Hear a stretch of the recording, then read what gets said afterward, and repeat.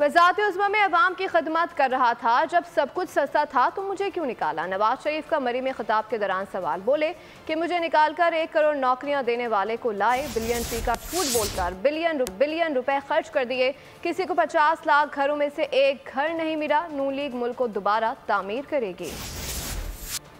नहीं की बोलो, बिजली सस्ती की या नहीं की बोलो, महंगाई खत्म की या नहीं बोलो, मोटरवेज बनाई या नहीं बनाई बोलो। भाई आपने फिर मुझे क्यों निकाला? क्यों निकाला आपने मुझे? जिसने मुझे निकाला क्या अच्छा किया या बुरा किया बोलो। मेरी जगह लाए किसको? किसको लाए? जिसने कहा मैं अवाम को 1 करोड़ नौकरियां दूंगा। बोलो यार, किसी को नौकरी मिली? अगर मिली तो हाथ खड़ा करो। वो कट्टे बच्चे वो कहां गए?